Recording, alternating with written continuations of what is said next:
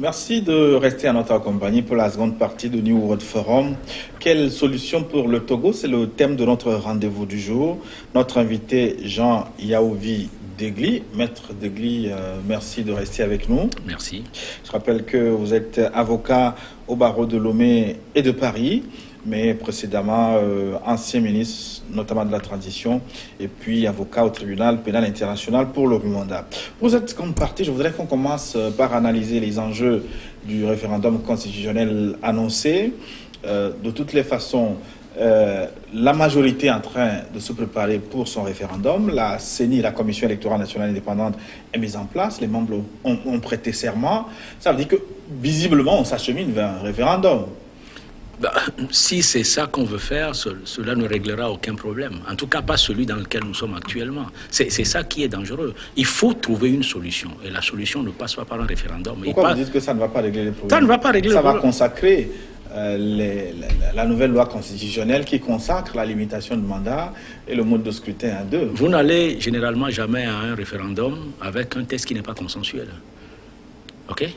Si tout le monde dit que c'est l'APG qu'on applique, même ceux qui ont dit que l'APG était caduque disent aujourd'hui que c'est sur la base de l'APG, il faut un consensus.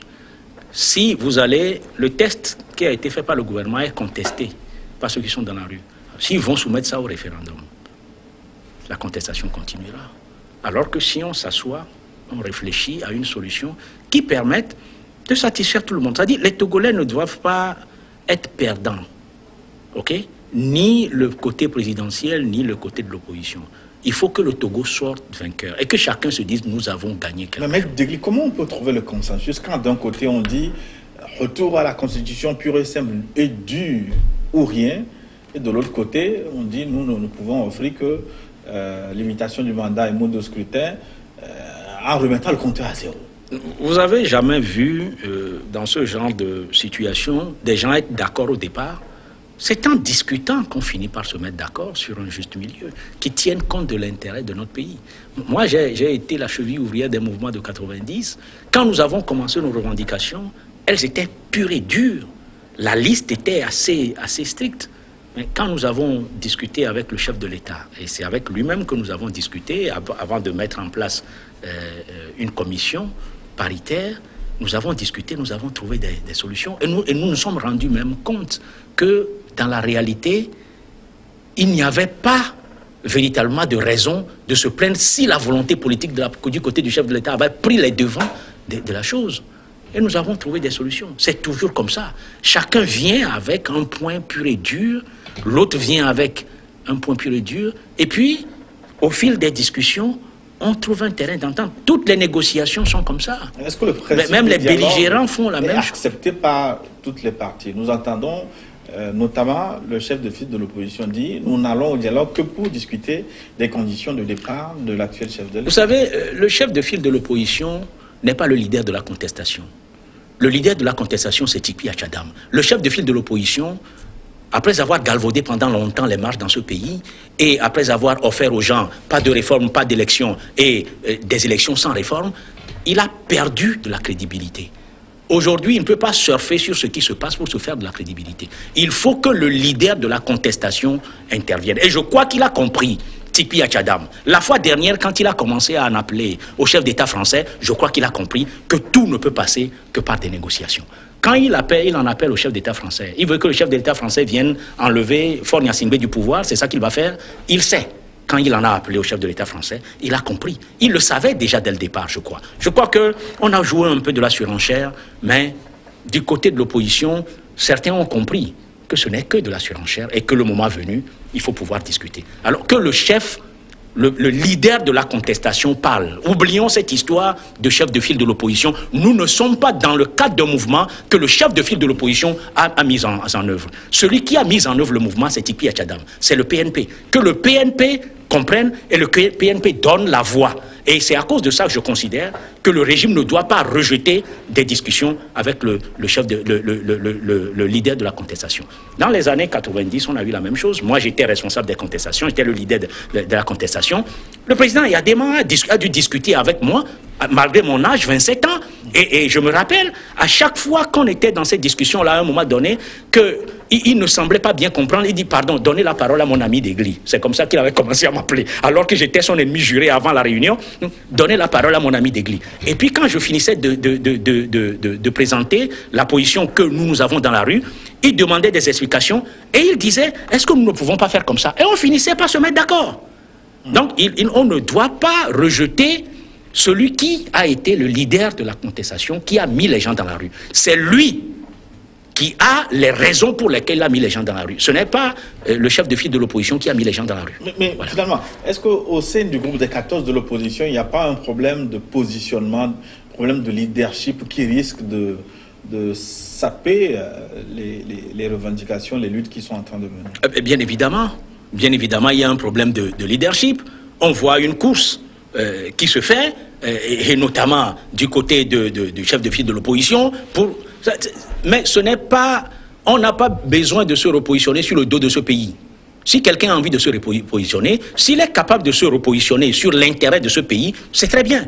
Mais s'il n'en est pas capable, pardon, qu'il cède la place et que ceux qui peuvent se positionner pour l'intérêt de ce pays, s'il le faut, si des gens qui veulent jouer les radicaux sans avoir les armes du radicalisme, ceux qui disent Faure doit partir, aujourd'hui, ils ont quels moyens de cette politique-là? Ils ont une armée avec eux? La rue a déjà fait toute seule partir un chef d'État. Ils ont l'armée avec eux, ils ont une branche armée. Qu'est-ce qu'ils ont exactement sur lequel ils comptent? Nous avons un pouvoir qui a une armée qui est son épine dorsale. Excusez-moi. Dans un pays qui est comme cela, nous ne sommes pas en mesure de réfréner la répression des gens dans la rue. Nous ne sommes pas en mesure d'utiliser les forces armées pour aller dégager celui qui est au pouvoir. Et vous dites, simplement, vous allez rester dans la rue pour dire Faure doit partir, nous n'allons négocier que son départ, et ça suffit. Ce qu'on n'a pas obtenu dans les urnes, et malheureusement, je m'adresserai au chef de file de l'opposition, ce qu'il n'a pas obtenu dans les urnes en 2015, puisque c'est lui seul qui a été aux élections en 2015. Les autres ont boycotté pour raison justement des réformes. C'est lui qui a légitimé les élections de 2015. C'est lui qui a légitimé les élections de 2015. Vous parlez du chef de file de l'opposition. Mais oui, mais c'est lui qui a légitimé les élections de 2015. Ce qu'il n'a pas obtenu dans les urnes, ce n'est pas dans la rue qu'il va l'obtenir. Surtout qu'il n'a aucun moyen de cette politique-là. Revenons à la politique dont l'opposition et ceux qui sont dans la rue ont les moyens. Et cette politique-là, c'est celle qui consiste à demander les réformes, à faire le dialogue nécessaire pour obtenir les réformes. En tous les cas, je répète encore, si M. Tikpi Achadam, la fois dernière, en a appelé au président français, c'est qu'il a compris que tout doit passer par les négociations. Ouais, c'est un point qui est prévu. On va analyser cet appel à la France pour régler le problème togolais. Je voudrais qu'on écoute aussi le point de vue de quelques compatriotes, de certains de vos compatriotes togolais sur la question du référendum. On va écouter l'ancien Premier ministre Agbeoumé Kodjo, président de OBU, et un professeur de droit de l'université d'Abomey-Calavi sur la question du référendum et en tout cas leur solution pour contourner ou pour trancher le problème togolais avec un référendum constitutionnel. On les écoute. La question du recours au référendum n'est pas une question juridique, c'est une question politique. Et le premier problème, c'est qu'on veut résoudre tous les problèmes politiques par des moyens juridiques. Et c'est ça qui peut aboutir à des blocages. Le juriste donnera des éléments de choix et de décision, mais ce sont les politiques qui vont décider. Et ces éléments de précision qu'on pourrait donner, c'est que quand on veut faire des retouches, de petites retouches à la Constitution, il n'y a pas besoin d'aller au référendum. Mais effectivement, quand on veut changer de Constitution, changer de République, on peut recourir au référendum. Et même la situation actuelle est tellement compliquée qu'il y a une situation de méfiance institutionnelle qui fait que même la réalisation immédiate d'un référendum serait compliquée au-delà de l'aspect financier. Alors, l'implication des organisations sous-régionales, ça pourrait marcher. Ça pourrait marcher si les acteurs ont un minimum de confiance envers ces organisations sous-régionales ou internationales. Moi, je pense que il faut d'abord que les Togolais se parlent entre eux.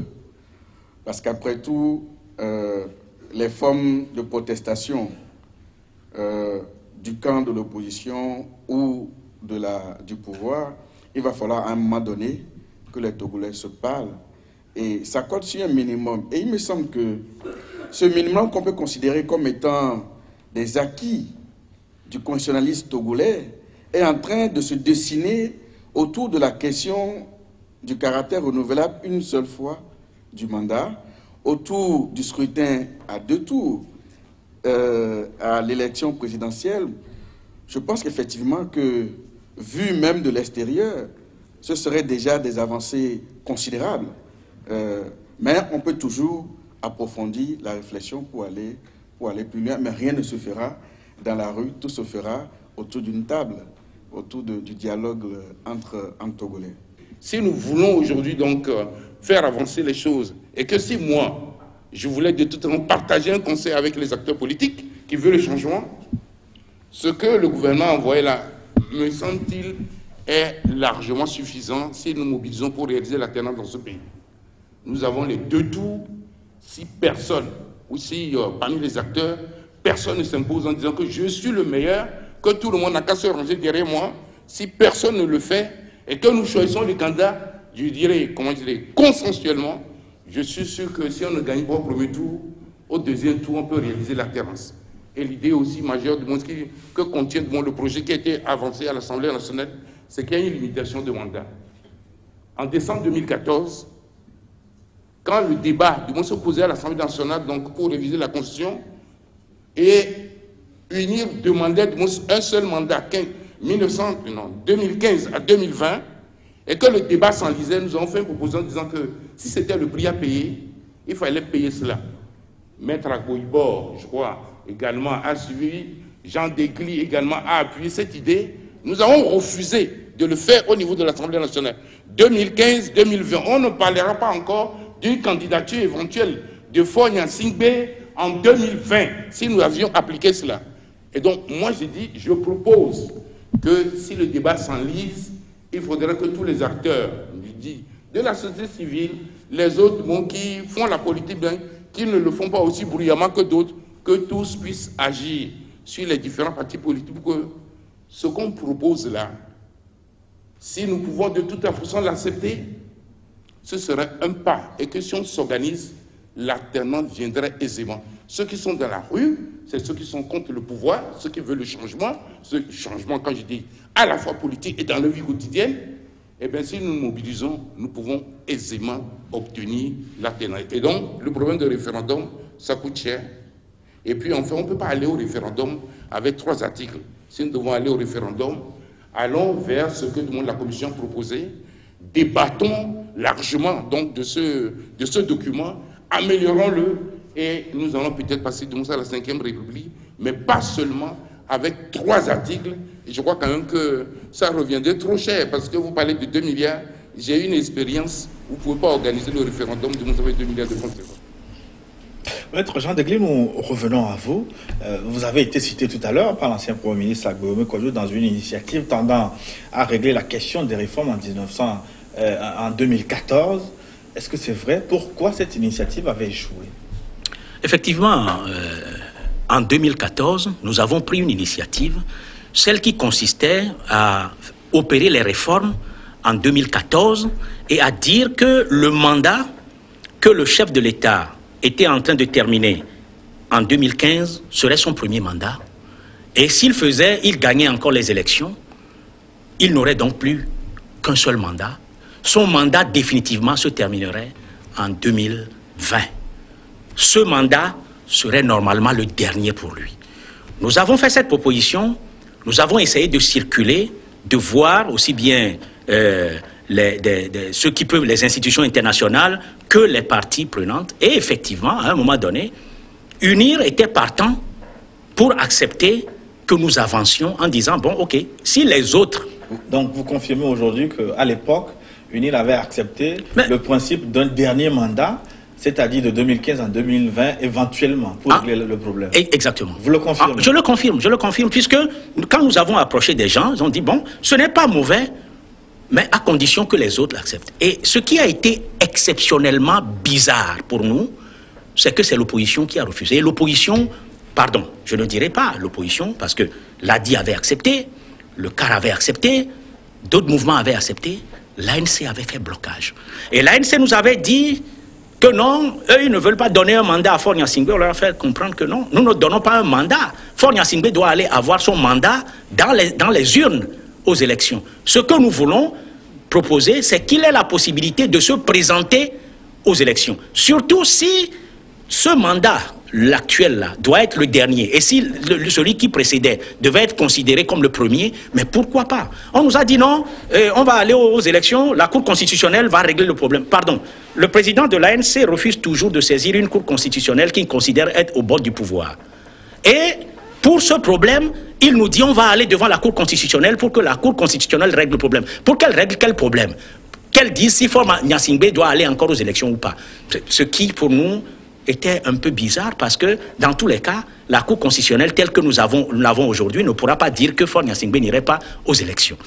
Autre chose, dans cette situation difficile, nous avons réussi quand même à amener un certain nombre de personnes à faire en sorte que le débat arrive devant la commission constitutionnelle de l'Assemblée nationale pour être discuté.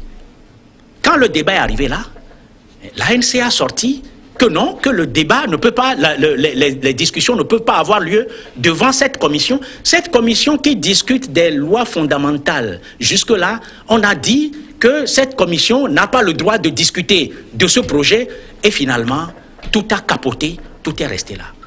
Et aujourd'hui, si nous avions hier fait acter notre proposition pour laquelle nous avons fait la médiation, aujourd'hui, Faure Gnassingbé serait dans son dernier mandat qu'il devra terminer en 2020 et puis on ne parlera plus de lui en tant que président en exercice. On parlera de lui au passé, ancien président. On ne l'a pas fait. Et vous voyez donc que je sois un peu embêté qu'on arrive encore dans le débat aujourd'hui, alors qu'on a raté le coach hier, qu'on arrive aujourd'hui et que les mêmes personnes viennent dire ce n'est plus la réforme que nous voulons, nous ce que nous voulons c'est le départ immédiat du chef de l'État. Cela donne l'impression que certaines personnes veulent tout faire pour empêcher que les réformes aient lieu. Or, ces réformes, c'est les seules choses qui sont de l'intérêt général des Togolais aujourd'hui. Il faudra qu'on puisse les faire. Je suis totalement d'accord avec ce que M. Agbeyoumé a dit, que les efforts ont été faits, mais malheureusement, certains ont mis le pied dedans et puis ont essayé de tout faire pour empêcher. Qu'est-ce que la communauté internationale peut faire pour accompagner les initiatives de paix au Togo? Le professeur Salami disait, encore faudrait-il que les acteurs aient confiance en cette communauté internationale. Peut-être il faisait allusion à la dernière mission de l'Organisation internationale de la francophonie, dont la chef de mission a été recusée. Aïssata Mindaoudou, l'opposition, en substance, avait refusé de rencontrer cette mission. Oui, sur ce plan-là, je voudrais dire que c'est vrai, il y a un certain nombre de personnes au sein de notre opposition qui aiment tirer sur la communauté internationale, alors que nous n'avons rien d'autre que la communauté internationale. En 90, dans les années 90, c'est cette communauté que nous avons mis de notre côté pour arriver à obtenir beaucoup de choses auprès du général Yadema, conférence nationale, multipartisme, amnistie, liberté d'association, liberté de religion. Tout ça là, c'est cette communauté que nous avons mis de notre côté. Quand on n'a pas de moyens, il faut savoir utiliser ce qu'on a. On n'a qu'une seule arme au Togo. Peut-être c'est aller dans la rue, et la deuxième, c'est la communauté internationale. Affûtons ces armes-là. Affûtons l'arme qui est la communauté internationale. Mettons-la dans notre poche pour avancer. On se permet de lui tirer dessus, de l'injurier tout le temps. Ceci étant, ce qui s'est passé la fois dernière avec l'OIF, je ne peux pas le classer dans la même catégorie que cette façon générale d'incriminer la communauté. Parce que Madame Aminata Mindaoudou fait partie, Aïssata Mindaoudou fait partie des gens qui, en 2005, ont posé un certain nombre d'actes au Togo que les Togolais ont réprouvés, avec le président nigérien Tandja Mamadou à l'époque. Monsieur, comment il s'appelle, Ibn Chambas a été celui qui a complètement foutu notre élection, excusez-moi, nos élections de 2005, les a foutus dans la merde. Oui. C'est lui qui était là, comme représentant de la CEDEAO, qui empêchait que les corrections qui doivent être faites sur les listes électorales, les problèmes qui doivent être réglés ne le soient pas. Nécessairement, nécessairement, quand vous avez ces deux personnes en face, il est possible, et je dirais même quelquefois, qu'il est normal qu'on n'ait pas confiance en eux. Mais d'une façon générale... Quel travail a été fait, justement, pour sensibiliser, s'il le faut, ces personnes et les mettre de votre côté? Sensibiliser quelles personnes? Madame Aïssata Mindaoudou et Monsieur Ibn Chambas, qui représentaient notamment la communauté internationale. Vous savez, peut-être leur prise d'opposition était en rapport avec leur compréhension de la situation. Oui, ça dit quand la compréhension de la situation passe par des poches bien pleines, vous avez des difficultés à convaincre les gens. L'opposition n'a pas les moyens pour remplir les poches de certaines personnes. Qu'est-ce que vous insinuez? Non, je dis la vérité. Je dis la vérité. Quand la compréhension de la situation... Et ça arrive souvent dans plusieurs pays. Passe par des poches bien pleines. Ce que vous insinuez n'est pas vérifiable. Vous ne pouvez pas danser comme Zadig si vous avez les poches bien pleines. Et en tout cas, M. Ibn Chambas n'a pas pu danser au Togo comme Zadig. Tous les actes qu'il a posés, et je les ai relevés un à un dans mon livre « Togo à quand l'alternance politique », mon livre de 2007 dont vous avez parlé tout à l'heure, je les ai relevés, montre clairement que ce monsieur était aux ordres. Il travaillait pour quelqu'un. Cela dit... Et sa communauté internationale, son rôle n'est pas de travailler pour quelqu'un, son rôle est de travailler pour aider les pays. Ok? C'est vrai, quand un pays semble stable, quelle que soit la manière dont on maintient la stabilité, la communauté internationale ne vient pas le déstabiliser. Mais quand il y a des problèmes, quand il faut les régler, il faut prendre des gens qui ont un minimum d'honnêteté, d'impartialité, de neutralité pour les régler. Il ne faut pas prendre n'importe qui. Donc que l'opposition récuse ces gens-là, c'est normal. Mais l'opposition n'a pas récusé l'OIF. L'opposition n'a pas récusé l'OIF, l'opposition n'a pas récusé la CEDEAO, l'opposition n'a pas récusé les Nations Unies, l'opposition récuse certaines personnes. Et je crois que quand des gens qui ont cette hauteur-là de pouvoir jouer le rôle qu'il faut pour apaiser le monde viendront au Togo pour aider, l'opposition ne va pas les rejeter.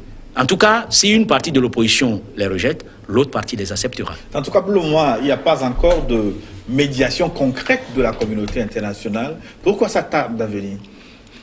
Parce que jusque-là, probablement, les acteurs n'avaient pas montré la volonté d'aller à un dialogue. Maintenant que, petit à petit, les gens semblent comprendre et que, comme je dis, le président du PNP lui-même en a appelé à une autorité étrangère, je crois qu'on a compris qu'il faut aller au dialogue et qu'on ira. Oui, on a parlé notamment sur les médias d'une médiation discrète du président béninois Patrice Talon, en duo avec Alassane Ouattara de la Côte d'Ivoire. Est-ce que c'est une piste sérieuse, crédible de médiation, surtout quand on sait que déjà sur les médias, ils ont posé des conditions avant de commencer la médiation? Ça veut dire que les résultats de la médiation sont connus avant... Quelles sont les conditions qu'ils ont posées? Je ne les connais pas. Nous avons entendu si les médias dire qu'ils ont proposé que l'actuel chef de l'État s'arrête à 2020, qu'il ne se représente plus, qu'il libère l'imam de Sokoré qui a été arrêté, un certain nombre de choses.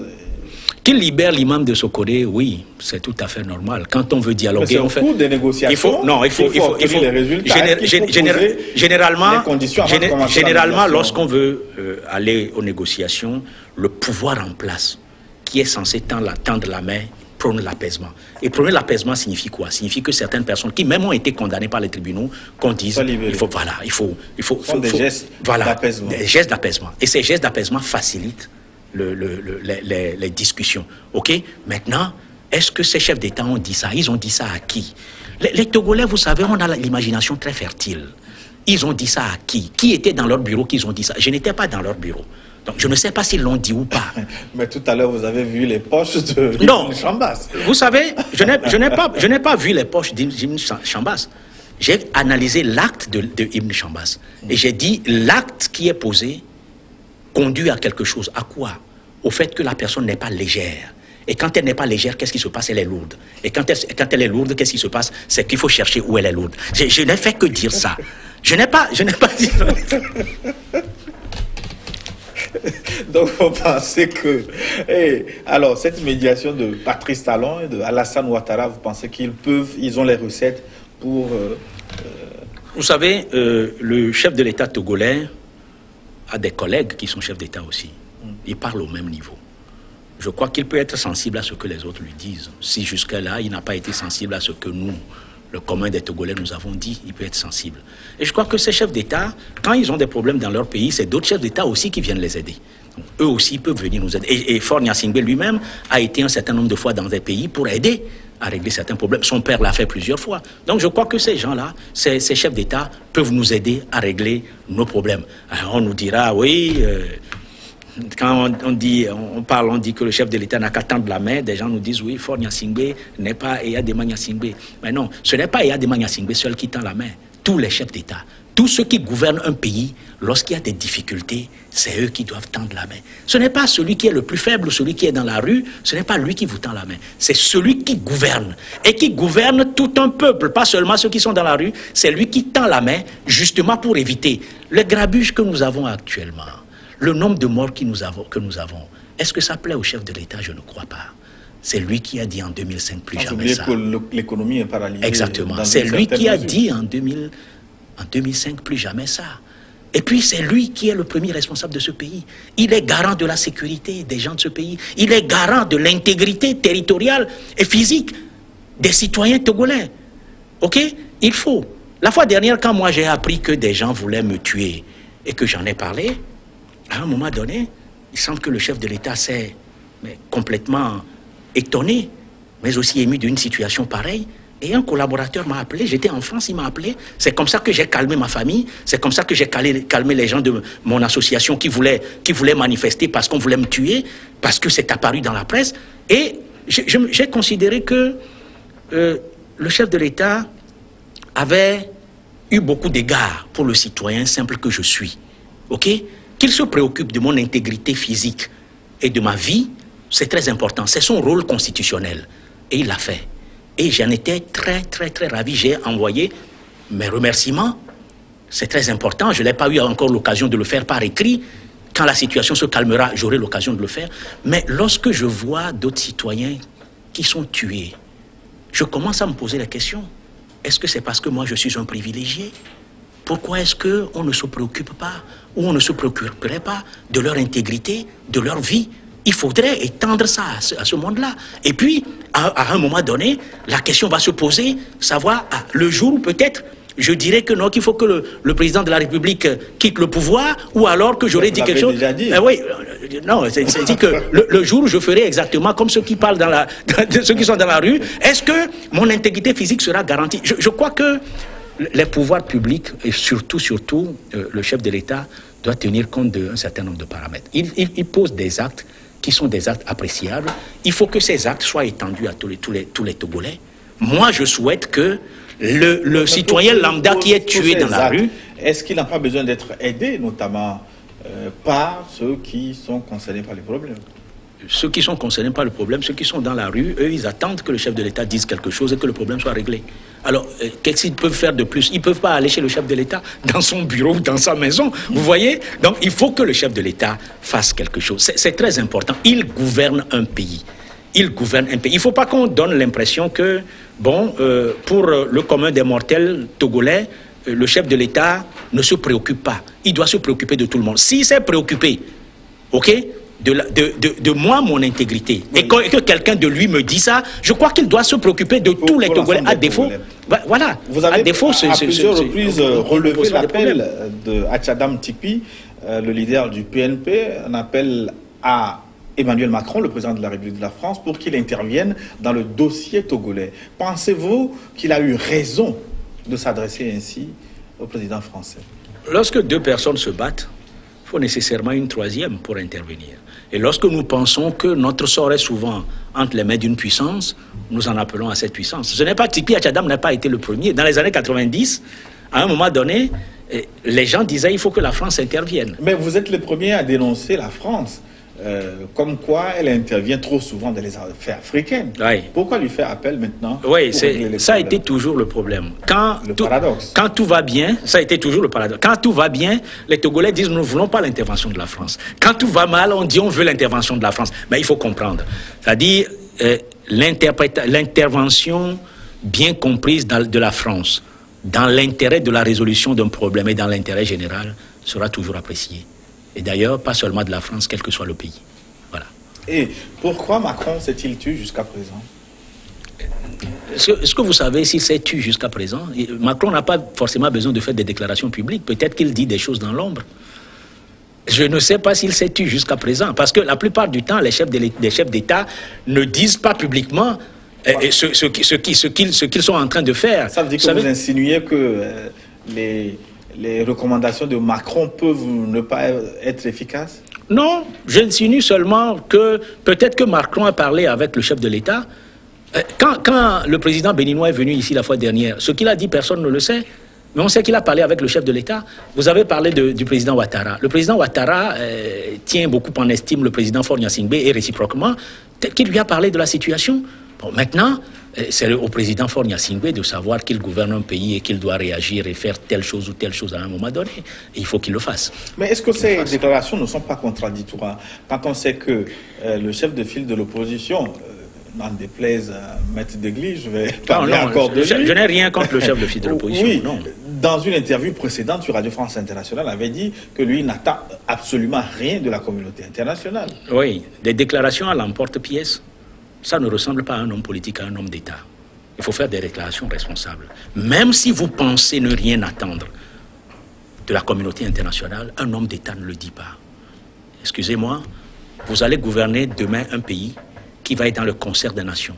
Vous allez rencontrer des gens, vous allez devoir discuter avec eux. Il y a des propos qu'on ne tient pas. Quand on est un homme d'État, quand on aspire à être un homme d'État, à gouverner un pays, il y a des choses qui ne se disent pas. Et nous allons aborder le dernier virage de notre émission. Finalement, c'est sous forme de conclusion. Quelle solution pour le Togo? Avant d'avoir votre réponse, et de quoi souffre justement le Togo, on va suivre encore une brochette de réactions des différents acteurs de la société civile et du monde politique, des propos, je le rappelle, recueillis lors du colloque international sur les 25 ans de la Constitution du 14 octobre 92. Nous allons écouter Maître Joseph Kokou Kofigo, ancien Premier ministre, Massina Palouki, professeur de droit à l'Université de Lomé, mais aussi Jean-Claude Omao, c'est un homme politique, il est cadre de l'Union des forces de changement. Le mal, c'est les hommes politiques d'abord, au Togo, qui ne savent pas s'élever vers l'intérêt général. Or, le bon politique, c'est celui qui, face à l'intérêt général, peut tourner le dos à la rue, à la base, pour défendre l'intérêt général. Aucun au Togo, quel que soit le camp, de cette grandeur. Personne, aucun. Le premier mal, c'est celui-là. Le deuxième mal, ce sont les juristes qui se lancent à la politique. Tous les juristes ici qui se lancent à la politique, tous les fondamentaux dont vous parlez, ils le savent, mais quand ils arrivent en politique ou devant le ministre, ils travestissent tous. C'est le deuxième mal.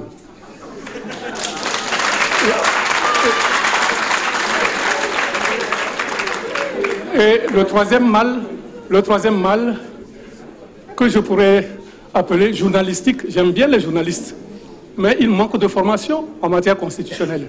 Et ils se font passer pour des juristes, les journalistes.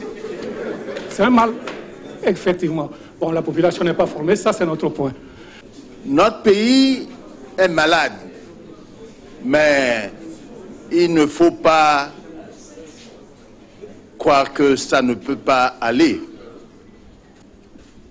Si les Togolais préfèrent la rue à une table ronde, c'est la haine de l'autre, la méfiance. Si la loi est rétroactive ou pas, c'est ça qui est en train de mettre notre pays à mal. Je crois que ce ne serait pas aller vite en besogne que de dire ce que je sais, que la loi n'est pas rétroactive. Et s'il en est ainsi, il faut dire au pouvoir de venir à table et de ne pas avoir peur de, en aucun cas, de laisser l'article 158 et de dire à l'opposition dans la rue de venir à table et qu'il n'y a aucun chef d'État au monde, et même si l'opposition venait au pouvoir, qui verrait des gens dans la rue et commencerait à courir. On ne termine pas le mandat d'un chef d'État dans la rue. Il faut qu'on se mette à table. Une fois que la méfiance la mauvaise foi des Togolais, la haine de l'autre, si les Togolais ne considèrent pas que nous sommes tous les enfants de ce pays au même titre, que personne n'est à chasser, personne n'est à repousser, alors nous pourrons nous parler et apaiser notre pays. Merci. Il n'est vraiment pas bon, en ce moment pourri, de mettre un bout de nez dans les grandes eaux troubles que charrient les trottoirs, tant la rue se nourrit trop souvent de soupçons que les rumeurs dédoublent. La vérité conduit tout droit à la potence de la pensée unique érigée comme loi. Vous invoquerez la présomption d'innocence, lynchés vous le serez, sans égard à vos droits. Sinon, il y aurait tant à dire sur ce temps et ces marches croisées pour les mêmes réformes, quand le pouvoir marche comme ses opposants pour aller droit au mur dans un fracas énorme. Le peuple dans tout ça sera le seul à plaindre. Tous ces gaz de haine qui polluent les poumons vont-ils se dissiper ou allons-nous contraindre à créer de nouveau de grandes commissions? Nous voici dos au mur pour un référendum que boycotteront ceux qui crient en a marre, poussant les monseigneurs à faire des tridômes, comme de saints pavés à jeter dans la mare. Hélas, pendant ce temps, c'est silence radio. Dans la tour d'ivoire que les gens interpellent. Pourquoi donc ce silence alors qu'un petit mot peut ramener l'espoir auquel les gens s'attellent? J'ai mis un bon champagne au frais pour les réformes. Un fin millésime. Hélas, en aucun cas, je ne peux déboucher cette bouteille énorme quand je vois mon pays dans ce curieux état. Je vous remercie.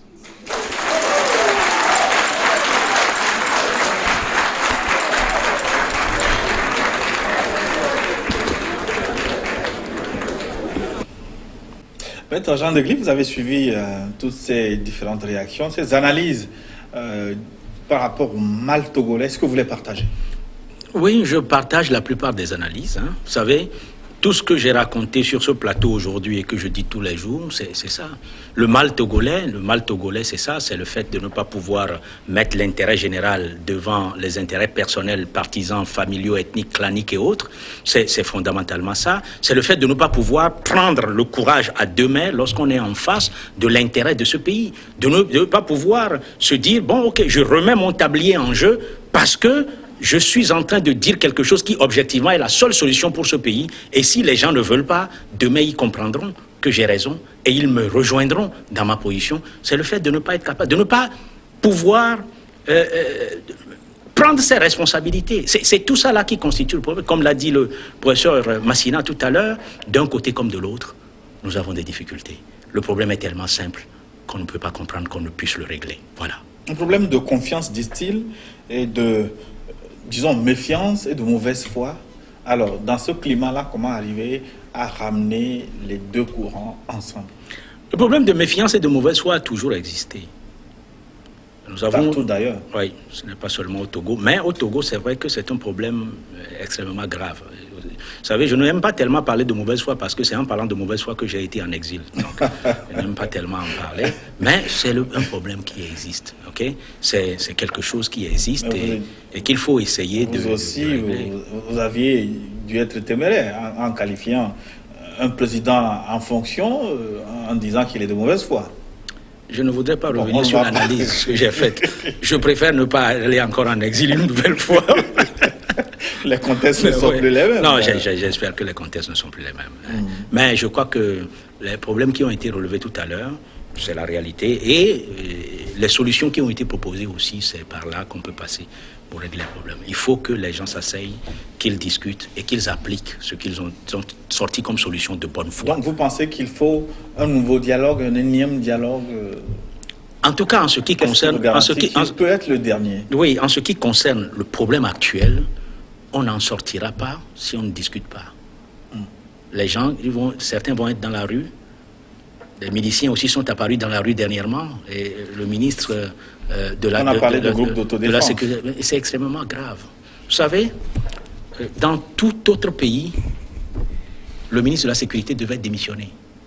Dans tout autre pays. Lorsque un ministre de la Sécurité justifie un groupe d'autodéfense, ça veut dire qu'il n'est plus capable de faire son travail. Ça veut dire qu'il ne fait pas son travail ou qu'il est devenu incapable de le faire. La deuxième chose, lorsque le ministre de la Sécurité parle de groupe d'autodéfense, ça veut dire que désormais, les Togolais qui veulent être protégés dans leur sécurité doivent se constituer en groupe d'autodéfense. Vous voyez ce que notre pays va devenir si dans chaque quartier, on passe...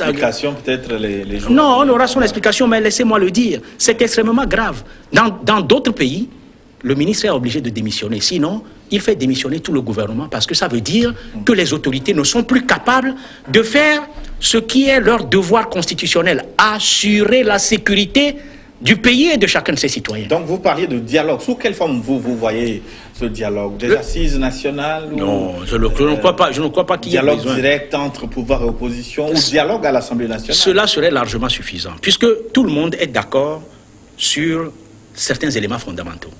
Élection à 2 tours, on est d'accord. On est d'accord sur la limitation de mandat. On ne s'y oppose plus d'un côté comme de l'autre aujourd'hui. Le reste, il faut essayer de rapprocher les positions. Comme j'ai dit, si en 2014, lorsque nous avons fait nos propositions, tout le monde avait accepté, au moins si l'opposition avait accepté, on allait retourner vers UNIR pour voir si leur OK du premier coup en disant, bon, OK, si l'opposition accepte, on serait retourné et on aurait vu si c'est UNIR qui est de mauvaise foi en ce moment-là. Mais c'est les gens du propre camp de ceux qui se disent les forces progressistes qui ont bloqué. Aujourd'hui, nous sommes dans une situation où nous ne pouvons plus nous permettre de repousser ça au calendrier grec.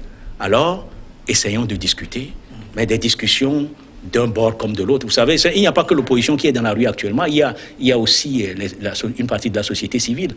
Et nous, si on voudrait faire ce dialogue, nous sommes prêts. Nous qui avons hier assumé la médiation, nous sommes prêts à venir, à être peut-être... En interne, est-ce qu'on peut mobiliser encore des ressources? Je sais que le clergé, à travers Monseigneur Amoussou Jakpal, l'archevêque de Lomé, a proposé ses bons offices. L'ancien Premier ministre Edem Kodjo, qui dirige une fondation aujourd'hui, Pax Africana. Vous, est-ce que vous ne pouvez pas vous mettre ensemble, peut-être avec les anciens Premiers ministres, pour proposer... Moi, je l'ai déjà fait. Et j'ai contacté mes anciens collègues et d'autres personnes, dont je ne peux pas dire le nom ici, pour que nous puissions être prêts pour faire une médiation. Pour le moment, je n'ai pas reçu l'assentiment d'un camp comme de l'autre. J'attends. Si nous avons la possibilité de faire quelque chose, nous le ferons. Parce que moi, mon parti politique, c'est le Togo. Ce que je veux, c'est le bien-être de ce pays, c'est le bien-être de chacun. Je m'en fous les postes politiques, je m'en fous pour le moment qui est au pouvoir. L'essentiel, c'est que celui qui est au pouvoir donne ce bien-être-là à mon peuple. S'il le fait, c'est bon. Merci, Maître Jean-Yves. Je vous remercie. Ce fut très agréable. Les échanges ont été cordiaux. Merci beaucoup. C'est moi qui vous remercie. Maître Jean-Yves Degui, avocat au barreau de Lomé et de Paris. Mesdames, Messieurs, nous arrivons donc à la fin de notre forum, New World Forum, qui a parlé des solutions politiques possibles au Togo, plongé dans une crise, une tension politique qui dure depuis quelques semaines déjà. Merci de votre aimable attention. Dans un instant, une nouvelle édition du journal. L'information continue sur votre chaîne.